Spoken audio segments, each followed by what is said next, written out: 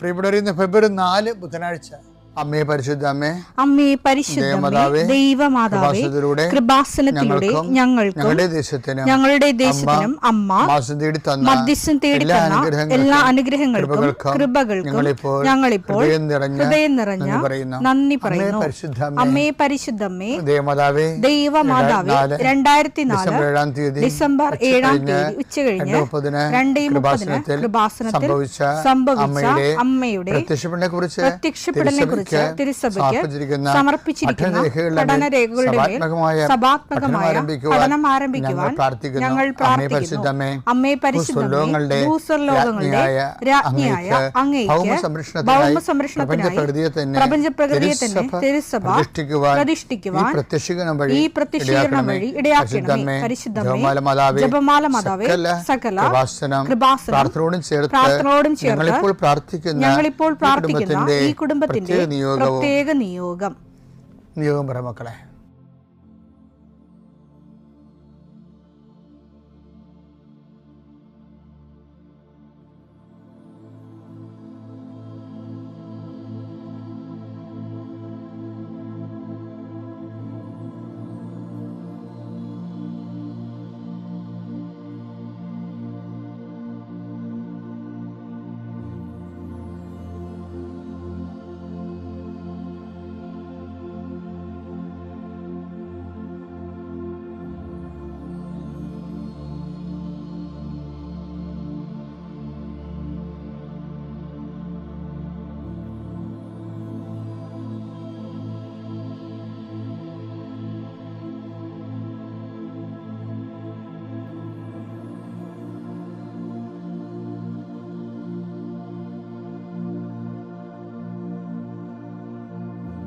അമ്മയുടെ പ്രത്യക്ഷീകരണത്തിന്റെ ഈ അനുഗ്രഹവേളയിൽ ഞങ്ങൾക്ക് സാധിച്ചു തരുവാൻ കനിയണമേ. ആമേൻ. വിശ്വാസ പ്രമാണം.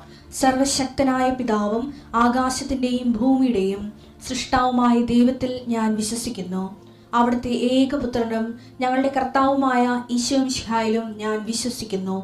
ഈ പുത്രൻ പരിശുദ്ധാത്മാവിനാൽ ഗർഭസ്ഥനായി കന്യകാമറിയത്തിൽ നിന്ന് പിറന്ന് പൊന്തിയോസ് പീലാത്തോസിന്റെ കാലത്ത് പീഡകൾ സഹിച്ച് കുരിശിൽ തറയ്ക്കപ്പെട്ട് മരിച്ച് അടക്കപ്പെട്ട് പാതാളങ്ങളിൽ ഇറങ്ങി മരിച്ചവരുടെ ഇടയിൽ നിന്ന് 3-ാം നാൾ ഉയർത്ത് സ്വർഗത്തിലേക്ക് എഴുന്നള്ളി സർവശക്തിയുള്ള പിതാവായ ദൈവത്തിന്റെ വലതുഭാഗത്തിരിക്കുന്നു.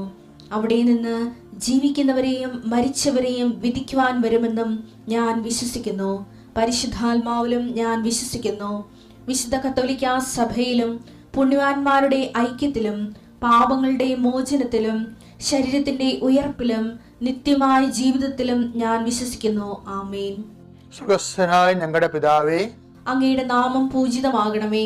അങ്ങയുടെ രാജ്യം വരണമേ. അങ്ങയുടെ തിരുമനസ് സ്വർഗത്തിലെ പോലെ ഭൂമിയിലും ആകണമേ.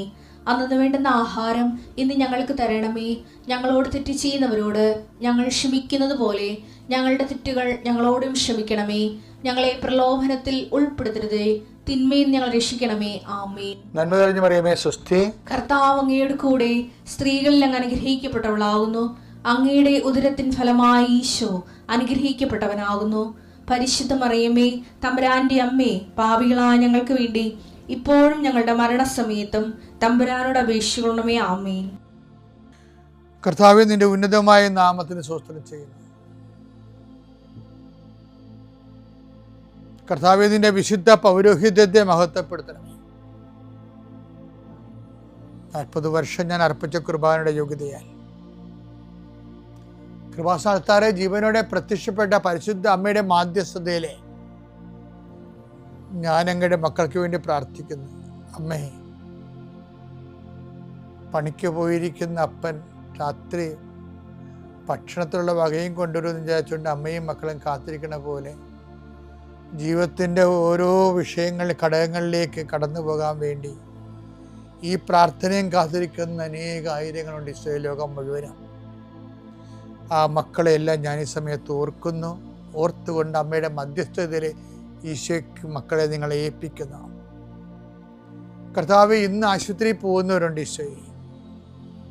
ഇന്ന് ഓപ്പറേഷന് ഡേറ്റ് ഇട്ടിട്ടുള്ളവരുണ്ട് ഈശോ. അവരെ ഞാൻ ഈശോയ്ക്ക് സമർപ്പിക്കുന്നു.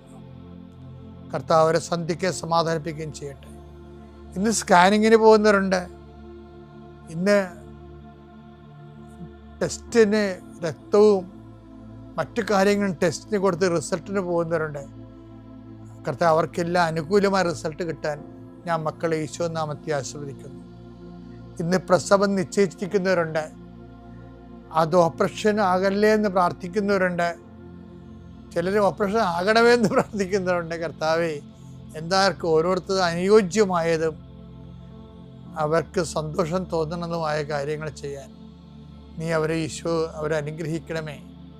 എൻ്റെ കർത്താവിൻ്റെ ഉന്നതമായ നാമത്തെ സഭയുടെ അധികാരത്തിൽ കുരിശിൻ്റെ അടയാളത്തിൽ ദൈവത്തിൻ്റെ ശക്തിയാൽ നിൻ്റെ എല്ലാ ജീവിത തടസ്സങ്ങളെയും നീ ആഴ്ച നേരിടാൻ പോകുന്ന മുഴുവൻ ദോഷങ്ങളെ ഈശോ നാമത്തെ ബന്ധിക്കുന്നു. പിതാപുത്രനും പരിശുദ്ധാത്മാശ്വര നീക്കുവാമേ. എൻ്റെ പ്രിയപ്പെട്ടവരെ, വിശ്വാസ വളർച്ചയെക്കുറിച്ചാണ് നമ്മൾ കഴിഞ്ഞ 2 ദിവസങ്ങളിൽ കണ്ടത്. ഇപ്പോഴും ഞാൻ അതിൻ്റെ ബാക്കി ഭാഗങ്ങൾ പറയുകയാണ്. നിങ്ങളിത് സഹായിക്കുമെന്ന് എനിക്കറിയാം.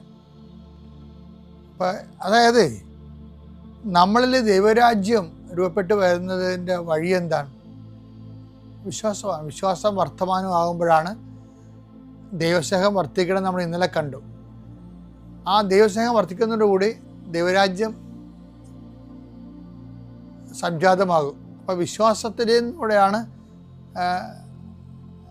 അതുകൊണ്ട് ദൈവരാജ്യത്തിൻ്റെ വളർച്ചയ്ക്ക് വിഖാരമായി നിൽക്കുന്ന എല്ലാ സ്നേഹരാഹിത്യത്തിൻ്റെ അരൂപികളെക്കുറിച്ച് നമ്മൾ അനുദപിക്കേണ്ടി വരും.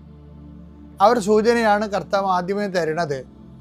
മർക്കോസിൻ്റെ 1:14-15 എടുത്തേ. യോഹന്നാൻ ബന്ധനസ്ഥനായപ്പോൾ യേശു ദൈവത്തിന്റെ സുവിശേഷം പ്രസംഗിച്ചുകൊണ്ട് ഗലീലയിലേക്ക് വന്നു.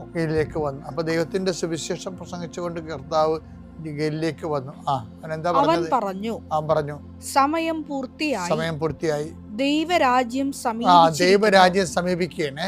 ഈ ദൈവരാജ്യവും ഇനിയിപ്പോ ഇതുമായി കണക്ഷനുള്ള ഏതാണെന്ന് നോക്കിയേ. ദൈവരാജ്യം സമീപിച്ചിരിക്കുന്നു. അനുദപിച്ച് സുവിശേഷത്തിൽ വിശ്വസിക്കുക. അപ്പൊ സുവിശേഷത്തിൽ വിശ്വസിക്കുന്നതിലൂടെയാണ് ദൈവരാജ്യത്തിലേക്ക് മനുഷ്യൻ പ്രവേശിക്കുന്നത്. അപ്പൊ വിശ്വാസത്തിലൂടെയാണ് ദൈവരാജ്യത്തിലേക്ക് പ്രവേശിക്കുന്നത്. അപ്പൊ ഈ വിശ്വാസത്തോടെ നമ്മൾ ദൈവരാജ്യത്തിലേക്ക് പ്രവേശിച്ചു കഴിഞ്ഞാൽ പിന്നെ എന്താണ്? പിന്നെ പറയണത് അതിൻ്റെ വളർച്ചയെക്കുറിച്ചാണ് പറയണത്. അത് വളർച്ച ഒരു ഘട്ടങ്ങളുണ്ടാവും. മർക്കോസിന് 4:26 വായിച്ച്. അവൻ പറഞ്ഞു ദൈവരാജ്യം ഒരുവൻ ഭൂമിയിൽ വിത്ത് വിതയ്ക്കുന്നതിന് സദൃശം. ഭൂമിയിൽ വിത്ത് വിതയ്ക്കുന്നതിന് സദൃശം. അവൻ രാവും പകലും ഉറങ്ങിയും ഉണർന്നും കഴിയുന്നു. അവൻ അറിയാതെ തന്നെ വിത്തുകൾ പൊട്ടിമുളച്ച് വളരുന്നു. ആദ്യം ഇല. ദൈവരാജ്യം നമ്മൾ വളരുന്ന രീതി കണ്ടില്ലേ? വിശ്വാസ വളർച്ച അനുസരിച്ചാണ് ദൈവരാജ്യം വളർന്നു വരണത്. അതിന്റെ ഫസ്റ്റ് സ്റ്റെപ്പ് എന്താണ്? ആദ്യം ഇല, പിന്നെ കതിർ. രണ്ടാമതൊരു സ്റ്റെപ്പ് ഉണ്ട് വിശ്വാസ വളർച്ചയുടെ. രണ്ടാമത്തെ സ്റ്റെപ്പ് എന്താ? പിന്നെ കതിർ. തുടർന്ന് കതിരിൽ ധാന്യമണികൾ. മൂന്നാമത്തെ സ്റ്റെപ്പ് എന്താണ്? തുടർന്ന് കതിരിൽ ധാന്യമണികൾ. ഇങ്ങനെ ഭൂമി ഫലം പുറപ്പെടുവിക്കുന്നു. അപ്പൊ വിശ്വാസത്തിന്റെ വളർച്ചയിൽ അത് ഇലയുണ്ട്, പിന്നെ കതിരുണ്ട്, പിന്നെ കതിർ നിറച്ച് ധാന്യമണികളുണ്ട്. അപ്പൊ വിശ്വാസത്തിന് എപ്പോഴും പറയണത് ഒരു വിശ്വാസത്തിന്റെ വളർച്ചയിൽ നിന്നാണ് നമ്മൾ ദൈവരാജ്യം രൂപപ്പെട്ടു വരുന്നത്.